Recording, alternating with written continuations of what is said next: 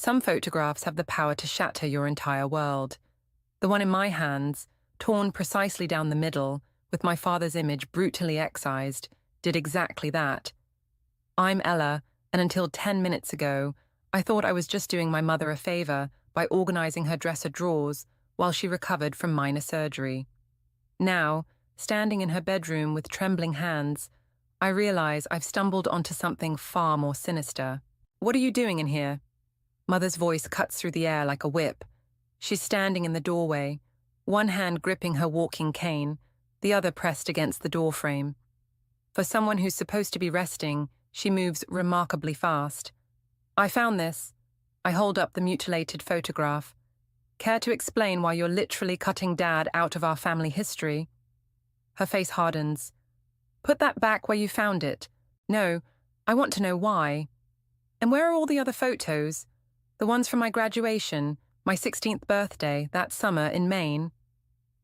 "Those memories aren't relevant anymore." She limps into the room, her designer nightgown swishing against the hardwood floor. "Your father isn't part of our lives now. We have Alan.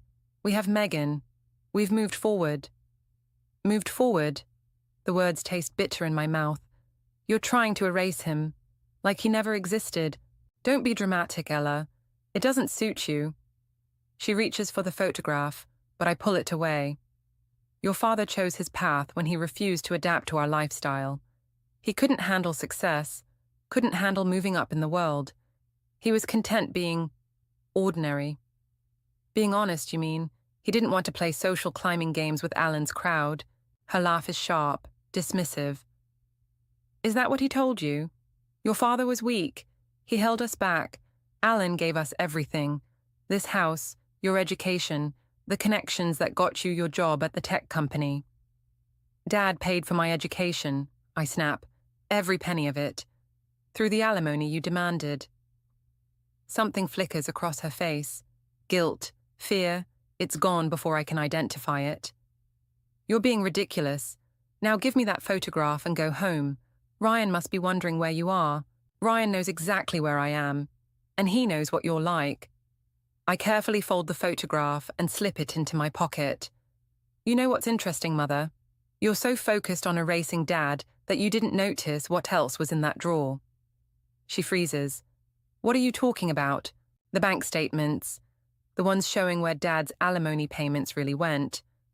Not to my education, but to Alan's failing business ventures." I watch the color drain from her face. "Funny how that worked out, isn't it? You had no right to look at those documents." Her voice shakes with rage. "Those are private matters between Alan and me." "Private fraud, you mean? Because I'm pretty sure the court would be interested in knowing how you've been misappropriating those funds." She straightens, her chin lifting. "Are you threatening me?" "I'm stating facts, just like you stated facts about Dad being ordinary and weak.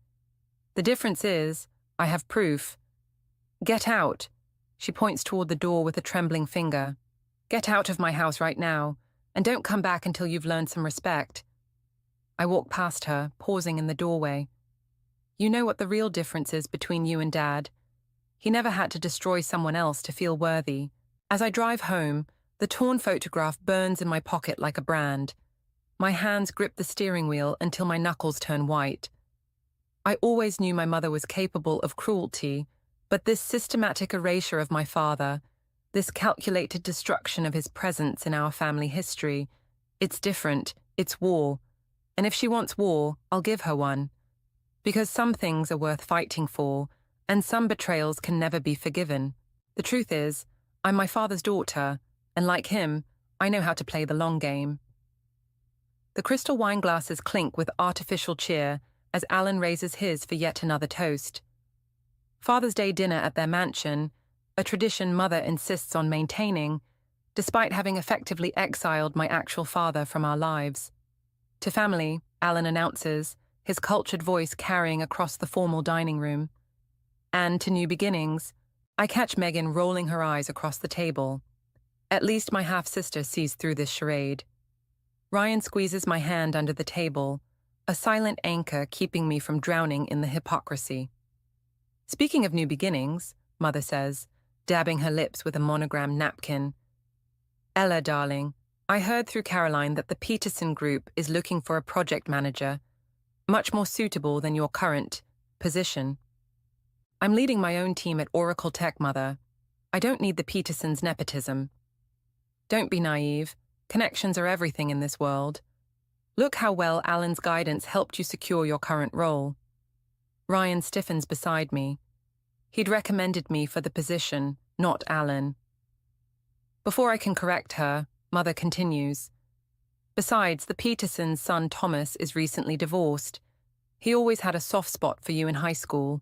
I'm engaged, I remind her, twisting the diamond ring on my finger. To Ryan, remember? Of course, dear, but engagements can be fluid. One should always keep their options open. The silence that follows is deafening. Ryan's fork scrapes against his plate with deliberate precision. Mother, Megan interjects, maybe we could talk about something else, like my study abroad plans. Ah, yes, Mother brightens immediately. Alan and I have been discussing your future. Cambridge would be perfect for you. We've already spoken to the dean. Cambridge? I set down my wine glass. That's expensive, even with Dad's alimony. Your father's contributions are irrelevant, Mother cuts in sharply. We have everything arranged. A sudden horrible suspicion takes root.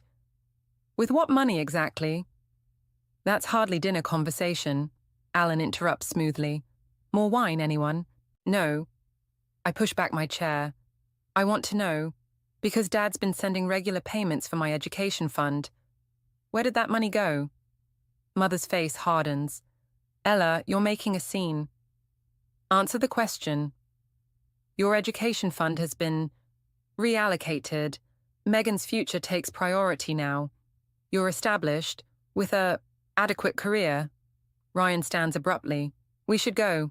Sit down, Mother commands. Both of you. We haven't finished discussing your career options, Ella. The Petersons are irrelevant, I finish. Just like Dad's contributions were irrelevant. Just like my future is irrelevant. You're being dramatic, again. Mother sighs theatrically. This is why we worry about you, dear. Such emotional instability. Perhaps you should consider therapy before making any permanent decisions about marriage. Ryan's chair scrapes back. Mrs. Harrison, with all due respect. That's quite enough, Alan interrupts. Ella, your mother only wants what's best for you. Sometimes that means making difficult decisions. Like stealing my education fund for Megan. The words explode out of me. Or using Dad's alimony to prop up your failing business ventures. The colour drains from Alan's face. Mother's wine glass trembles in her hand. How dare you, she whispers. After everything we've done for you, everything you've done to me, I correct her, and to Dad, and now to Megan.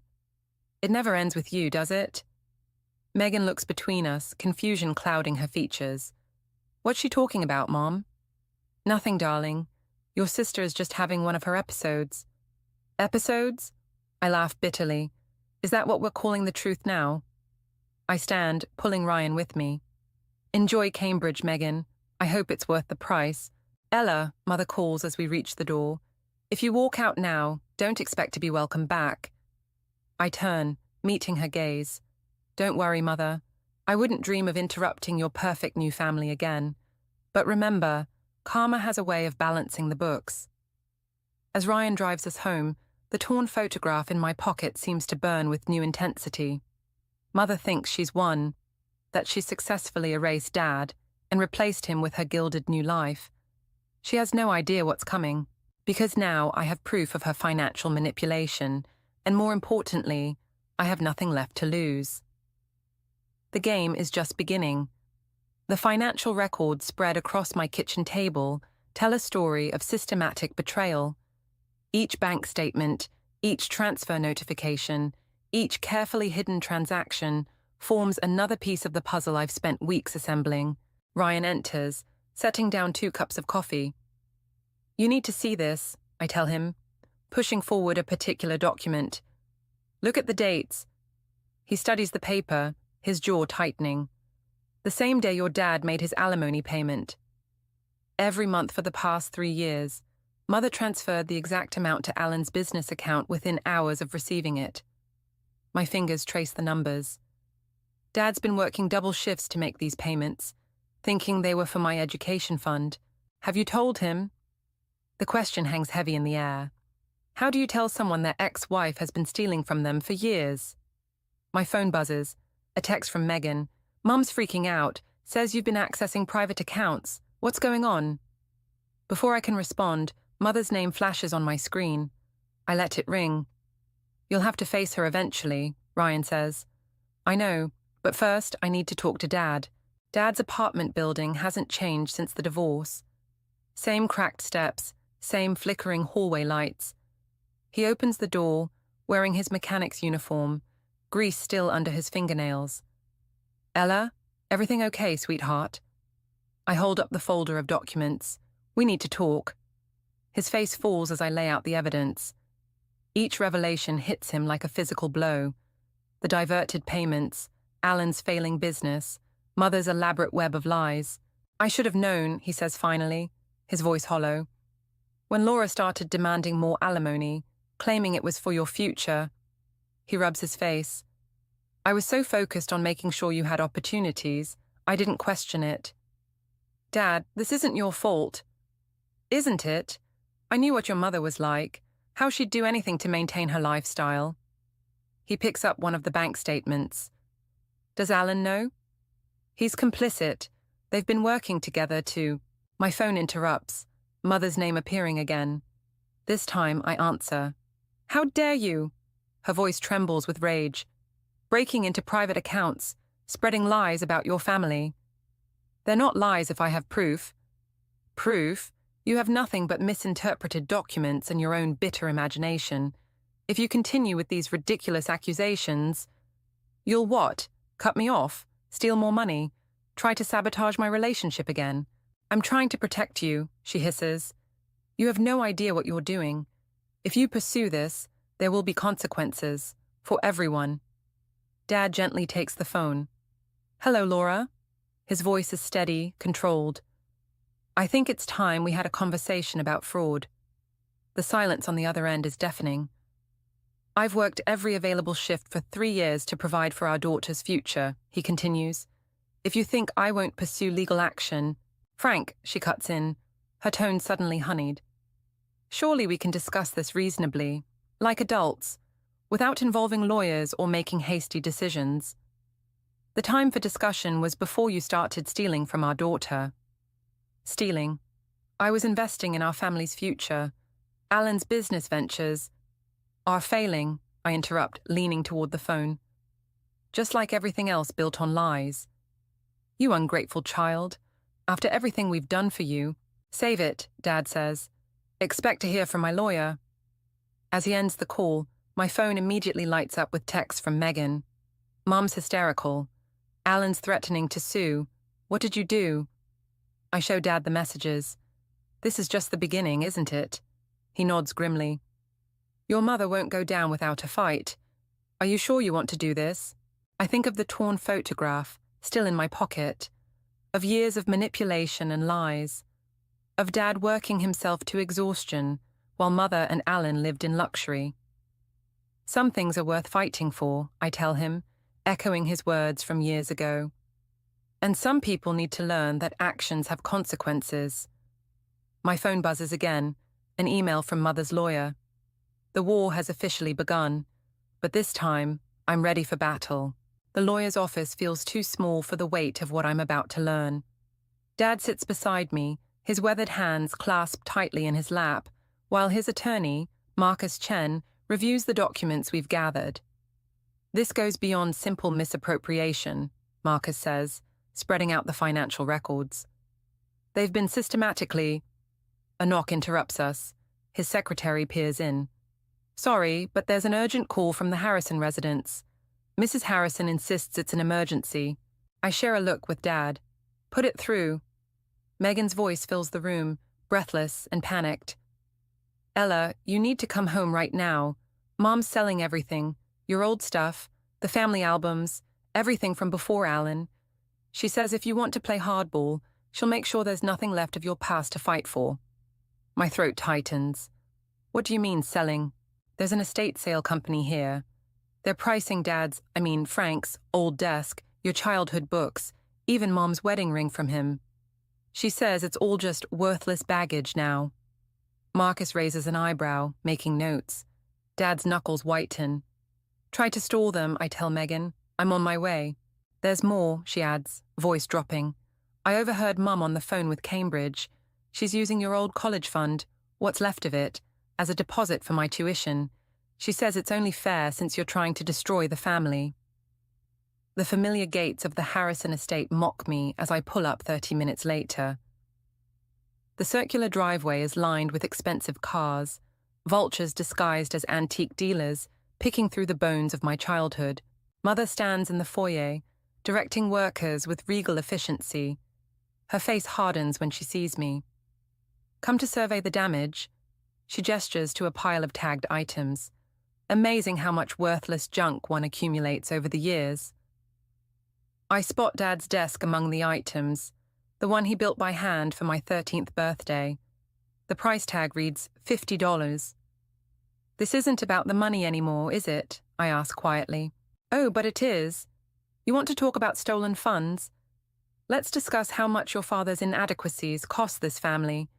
Years of living below our potential, of making do with less than we deserved. We were happy. You were ignorant. She picks up a photo album, carelessly flipping pages. Look at these. Camping trips in a borrowed tent. Birthday parties at fast food restaurants. Is that what you're fighting so hard to preserve? Those memories are real, unlike everything you've built here. Real doesn't pay for Cambridge, she snaps. Real doesn't secure Megan's future. I learned that lesson with you. Sentiment is worthless in this world. A worker approaches with Dad's desk. Where do you want this, Mrs. Harrison? The dumpster will do. Stop. My voice shakes. That desk isn't yours to sell. Everything here belongs to me now. Alan made sure of that in the divorce settlement. Her smile turns cruel. Speaking of Alan, he's fascinated by your little investigation, especially the part where you accessed private company records. His lawyers are quite interested in pursuing corporate espionage charges. The threat lands like a physical blow. My job, my future with Ryan, everything I've worked for. She'd destroy it all to maintain control. Megan appears at the top of the stairs, her face pale. Mum, please. This is going too far. Stay out of this, darling. Your sister needs to learn that actions have consequences. I look around at the dismantled pieces of my past, the books Dad read to me, the photos of happier times, the handmade furniture that represented his love, all reduced to price tags and profit margins. You're right, I say finally. Actions do have consequences, and you've just shown me exactly what needs to be done. I pull out my phone, dialing Marcus's number. Proceed with everything we discussed, all of it. Mother's smile falters. What are you doing? Teaching you about consequences. I meet her gaze steadily. You wanted a war? Congratulations. You've got one. As I walk out, Megan calls after me. I turn to see her holding Dad's desk. I'll keep it safe, she promises. For the first time, I see something of myself in my half-sister, a reflection of the same pain, the same determination to survive our mother's machinations. The game has changed. This isn't just about money anymore. It's about justice.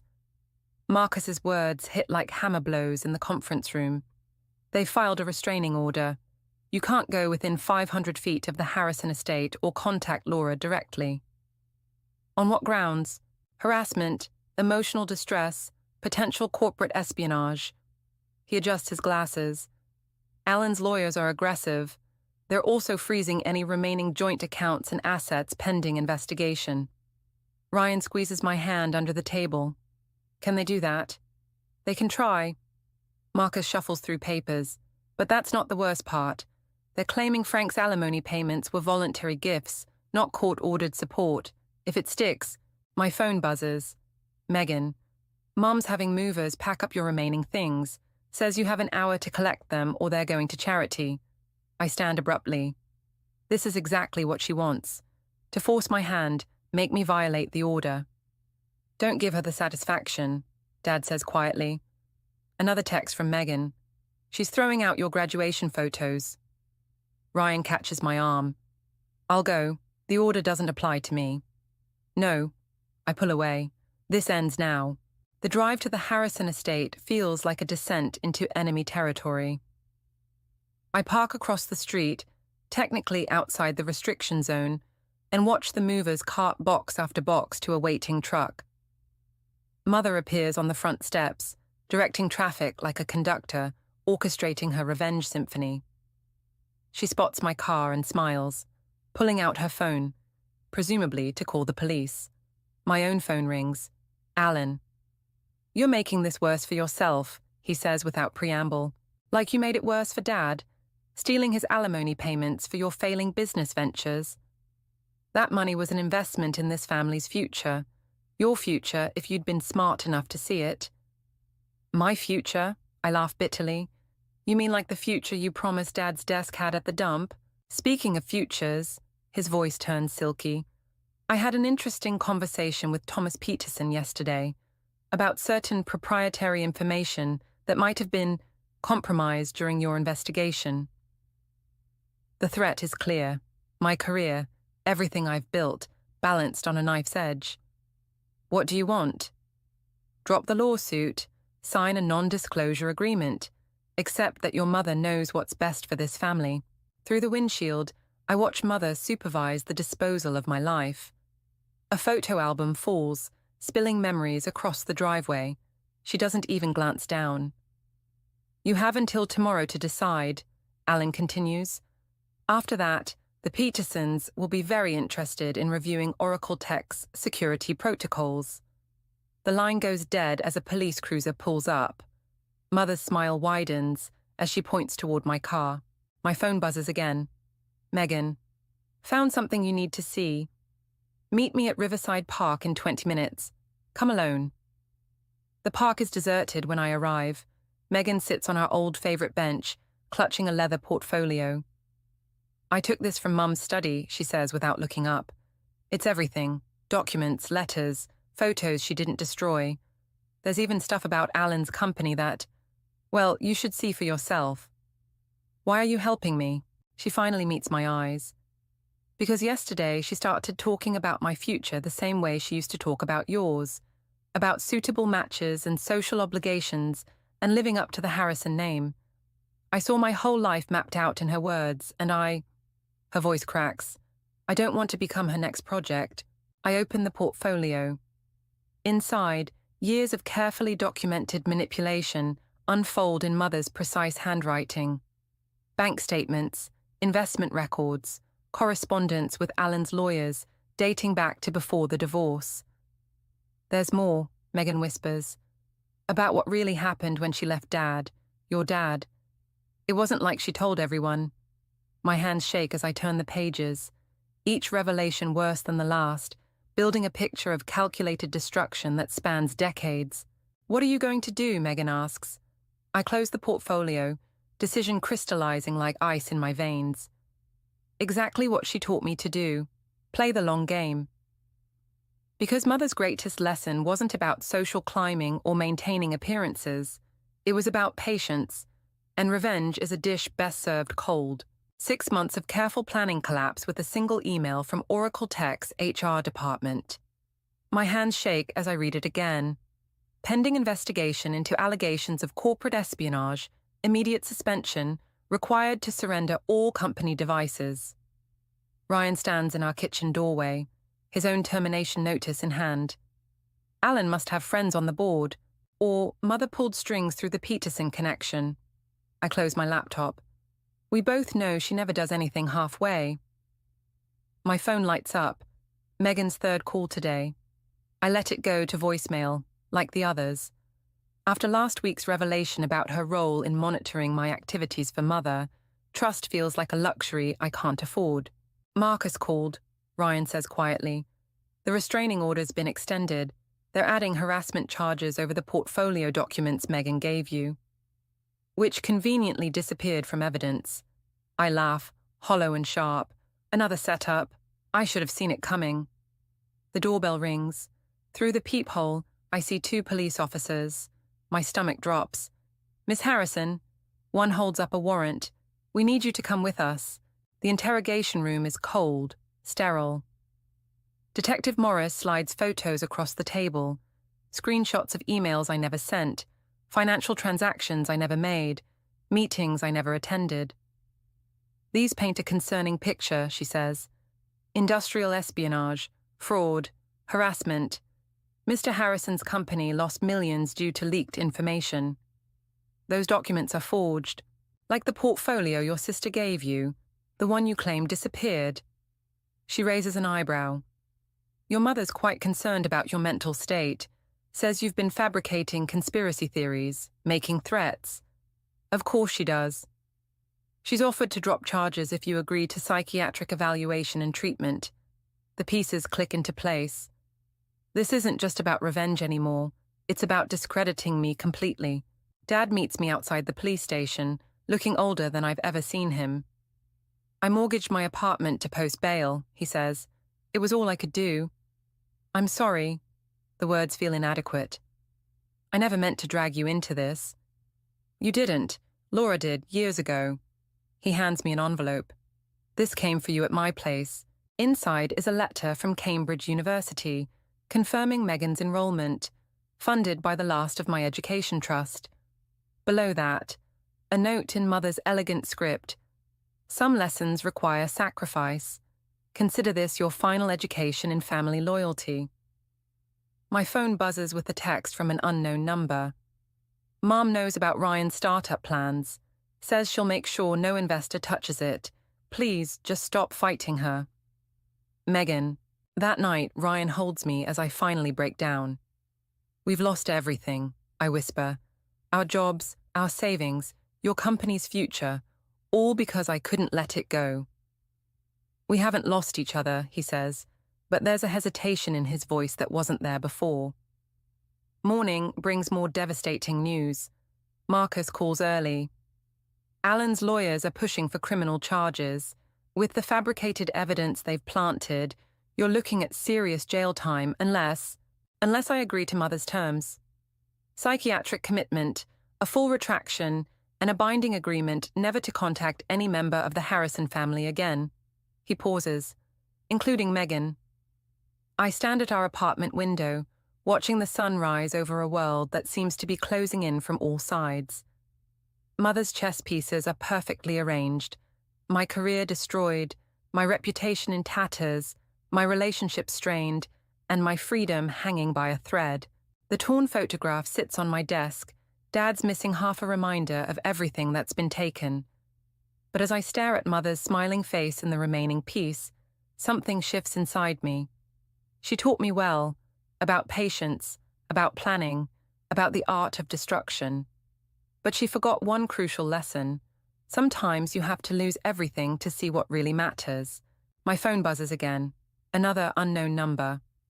Not all evidence disappeared. Some copies still exist. Meet tonight if you want the truth. A friend. It's probably another trap. But at this point, with everything stripped away, I have nothing left to lose. And nothing is more dangerous than someone with nothing left to lose. The Harrison Estate's security lights cast long shadows across the manicured lawn as I approach the garden gate.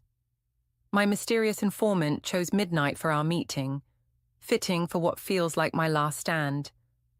Instead of a stranger, I find Megan perched on the stone bench, clutching a laptop. Her hands tremble as she opens it. I made copies, she whispers, of everything, the real documents, not Mother's fabricated versions, including what she did to Alan's first wife. Before I can respond, floodlights blast the garden in harsh white light. Mother emerges from the shadows, Alan close behind. I'm disappointed, Megan. Mother's voice carries that familiar note of calculated disapproval. Though I suppose betrayal runs in your sister's blood. It's over, Laura. I step between her and Megan. The truth's coming out, all of it.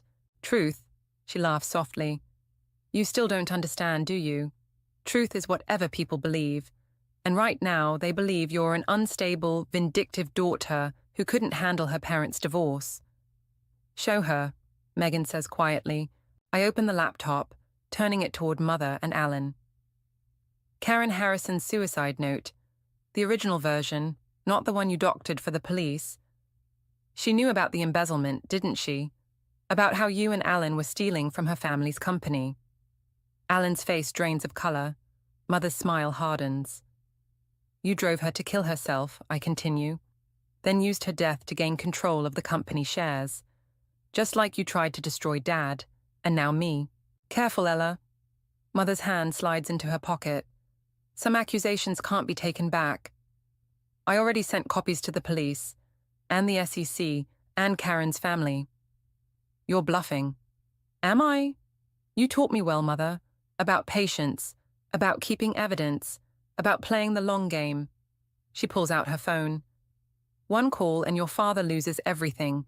His job, his apartment, what's left of his reputation. Already taken care of, Megan interjects. I transferred enough proof to his lawyer to protect him. It's done, Mom. Mother turns on her, fury crackling through her composed facade. After everything I've done for you, the opportunities, the connections, your future. My future? Megan stands. You mean like Karen's future, or Ella's, or anyone else who got in your way? Alan, Mother snaps, call security. But Alan backs away, his carefully constructed world crumbling. The SEC? Karen's family? His voice cracks. What have you done, Laura? What I had to do, for us, for our family. There is no us, I say quietly. There never was, just your next move, your next victim, your next scheme. Police lights flash at the front gate. Mother's mask finally shatters. You ungrateful little... She lunges for the laptop. I sidestep, letting her momentum carry her forward. She stumbles, catching herself against the stone bench. For a moment, our eyes meet, and I see something I've never seen before in her gaze. Fear. I learned from the best, I tell her. About sacrifice, about loyalty, about consequences. The police are in the garden now, reading rights, securing evidence. Alan goes quietly, already negotiating. But Mother stands frozen, watching her carefully constructed world collapse. You'll regret this, she hisses as they lead her away. Both of you, you're nothing without me. Nothing. Megan's hand finds mine in the chaos. I'm sorry, she whispers, for everything, for helping her spy on you, for not speaking up sooner. You did now. That's what matters. As the police lights fade, we sit on the garden bench, surrounded by the ruins of Mother's empire. Dawn breaks over the horizon, painting the sky in shades of possibility. What happens now? Megan asks. I think of Dad, finally free from Mother's threats. Of Ryan, waiting at home. Of the truth, long buried, but finally unearthed. Now we build something new, I tell her, something real. Because in the end, Mother's greatest lesson wasn't about revenge or manipulation, it was about choice. And tonight, we chose truth over power, justice over vengeance, and each other over everything else. That's a lesson she never understood. The courthouse steps feel colder than they should in spring. Mother stands at the top, designer suit exchanged for prison orange, as the guards lead her toward the transport van. Her eyes find mine in the crowd. For a moment, I see past the mask, past the carefully constructed facade of control and superiority. I see something raw, something almost human. Then it's gone, replaced by that familiar steel. Even in defeat, she refuses to break. She took a plea deal, Marcus says beside me. 15 years, plus restitution to Karen Harrison's family and your father. And Alan. 5 years, reduced sentence for cooperation. The SEC is still unraveling the financial web. Dad approaches, looking lighter than I've seen him in years. The weight of Mother's manipulation finally lifted from his shoulders. Ready to go? Almost. I turn to Megan, who's been quiet all morning. You sure about this? She nods, clutching the envelope containing her withdrawn acceptance to Cambridge. I need to find my own path, not Mother's version of it. The four of us, Dad, Ryan, Megan, and I, walk away from the courthouse together. Not the family Mother tried to erase, but something new, something real. At home, I find the torn photograph on my desk. Mother's half smiles up at me, still trying to control the narrative even from prison. I take Dad's half from my drawer, carefully aligning the torn edges. The doorbell rings. A courier holds out a package. One last delivery from Mother's lawyers. Inside, I find a single sheet of paper in her elegant handwriting. You think you've won, perhaps you have. But remember who taught you to play the game. Remember whose daughter you really are. Someday you'll understand why I did everything I did. Someday you'll thank me. Ryan finds me in the kitchen, the letter crumpled in my fist. You okay? She still thinks this was all about winning. I smooth out the paper, about power and control and making people bend to your will. Wasn't it? About revenge? I thought so at first. I look at the restored photograph, not just the image, but the truth it represents. But it was about something else, something she never understood. The sound of laughter drifts in from the living room, where Dad and Megan are assembling furniture for her new apartment. Simple, honest work. Real connections. I take Mother's letter to the sink and strike a match. The paper curls and blackens, her final attempt at manipulation turning to ash. You know what the hardest part is? I tell Ryan as we watch it burn. Part of me still loves her. Part of me always will. But I finally understand. Love shouldn't require sacrifice. It shouldn't demand destruction. So what now? Before I can answer, my phone buzzes. A news alert. Alan's company stocks are plummeting as more revelations emerge. The empire Mother, built on lies and manipulation, is crumbling. But that's not my concern anymore. I head to the living room, where Dad is teaching Megan how to sand wood properly, just like he taught me years ago. Their laughter mingles with the scent of sawdust and possibility. Need another set of hands? I ask. Dad looks up, his smile reaching his eyes. Always room for one more. As we work, I think about Mother's words. Remember whose daughter you really are. She meant it as a reminder of her influence, her lessons in power and control. But watching Dad show Megan the same patience and care he showed me, I realize I am my father's daughter. And that's the victory Mother never saw coming. Not revenge or destruction or power games won, but this, the simple act of building something true, something that can't be torn apart or erased or manipulated, something that will last. I take the restored photograph and pin it to the wall, not as a reminder of what was lost, but as proof of what can be rebuilt. Whole, unbroken, real. Mother taught me how to tear things down. Dad taught me how to build them back up. In the end, that made all the difference.